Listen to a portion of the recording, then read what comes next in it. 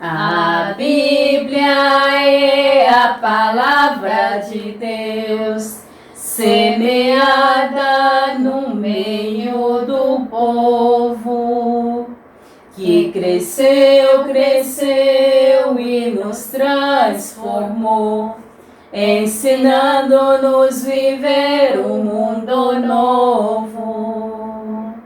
Bom dia! Bom dia!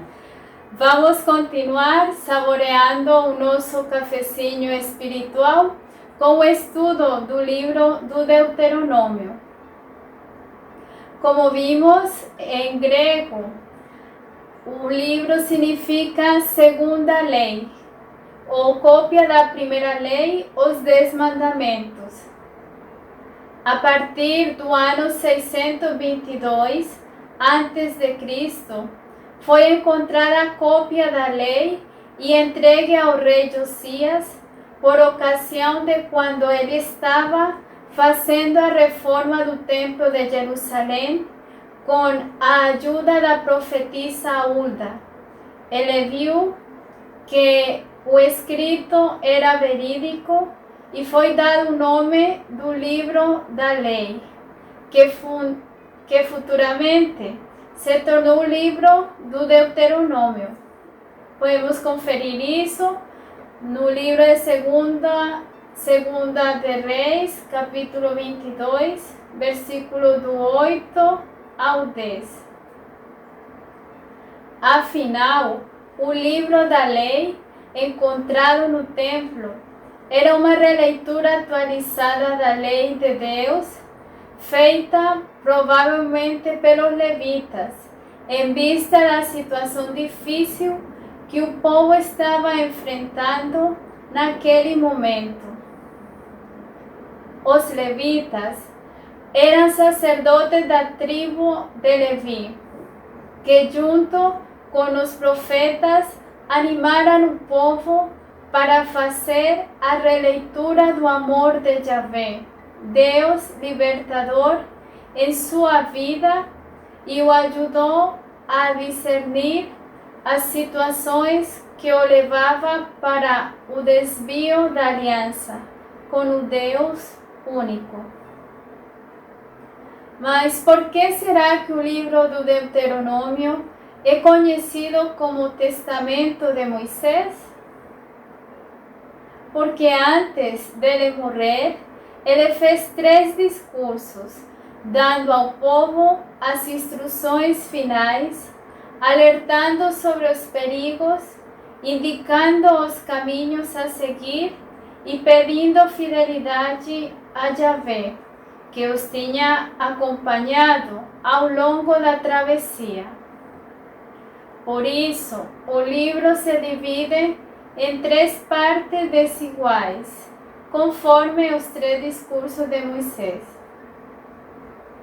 No primeiro discurso, do capítulo 1, do versículo 1 ao capítulo 4, versículo 43, que é o discurso de introdução ao livro da lei.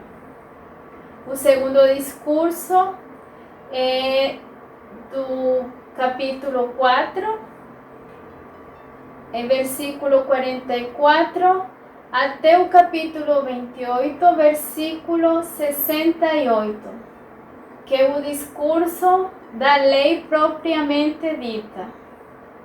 O terceiro discurso é do capítulo 28, versículo 69, até o capítulo 30, versículo 20, que trata esse discurso sobre o objetivo da lei, que é escolher a vida. E tem o apêndice, que é do capítulo 31, versículo 1, até o capítulo 34, versículo 12, que trata da vida de Moisés e alguns cânticos. No último cafezinho espiritual, dentro do primeiro discurso, refletimos o Deuteronômio no capítulo 6, versículo 4 ao 9. E hoje somos convidados a refletir o texto bíblico que trata do lema do mês da Bíblia deste ano, cujo lema é: abre a tua mão para o irmão. Deuteronômio 15, do versículo 7 ao 11. Quando no seu meio houver um pobre, mesmo que seja um só de seus irmãos, numa só de suas cidades, na terra que Javé seu Deus dará a você, não endureça o coração, nem feche a mão para esse irmão pobre. Pelo contrário, abra a mão e empreste o que está faltando para ele, na medida que o necessitar. Preste atenção a si mesmo e não lhe venha à mente o pensamento mesquinho. Já está chegando o 7º ano, o ano da remissão, e você não se torne avarento com seu irmão pobre, não lhe dando o que é necessário. Ele clamaria a Javé contra você, e em você haveria o pecado. Quando você lhe der alguma coisa, não o faça de má vontade, porque em resposta a este gesto, Javé seu Deus abençoará você em todo o seu trabalho e em todas as suas iniciativas. Veja bem, não faltam indigentes na terra, e por isso que eu ordeno a você: abra a mão em favor do seu irmão, do seu pobre, do seu indigente, na terra onde você está.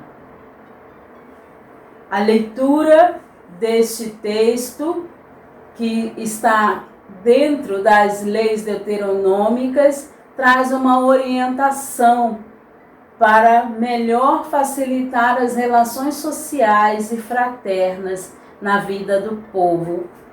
E nós vemos aí que traz o ano sabático. O ano sabático acontecia de 7 em 7 anos, e quando chegava nesse ano, também conhecido como ano jubilar, então todas as pessoas que tinham alguma riqueza e havia seus devedores, deveria desculpar esses devedores, desculpar a dívida. Se tivesse escravos, deveria libertar os escravos. E o texto também mostra para nós que esse povo está na terra da promessa. O cumprimento da promessa de Deus aos antepassados está concretizada. E se a terra é dom de Deus, é bênção, então ninguém deverá passar fome ou passar alguma necessidade. E toda vez que o homem ou a mulher se deixa levar pela lógica do acúmulo, então acontece que vai ter pobres no meio da sociedade.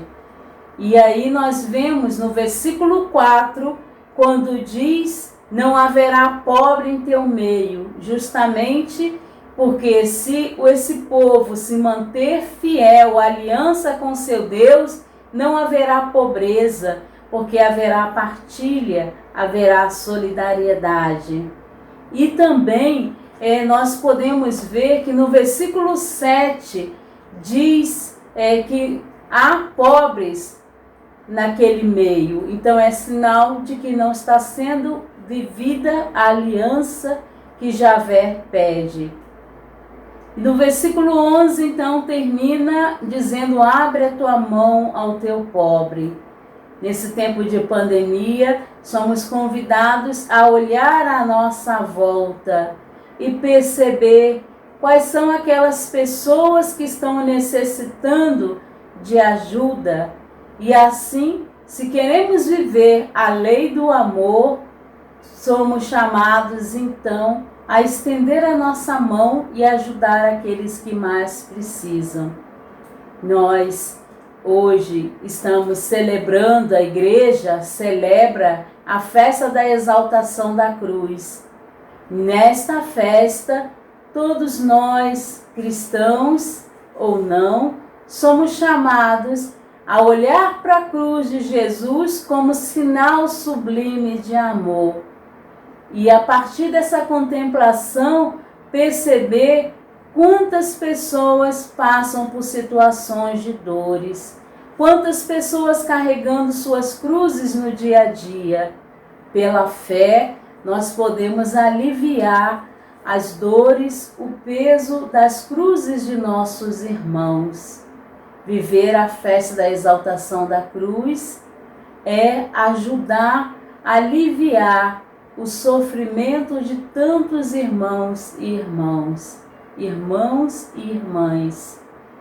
E assim nós vamos, nesse dia de hoje, iluminadas pela cruz de Jesus, ser sinal de esperança, sinal de amor, sinal de caridade para com todos aqueles que mais necessitam. Um bom dia a todos. Bom dia.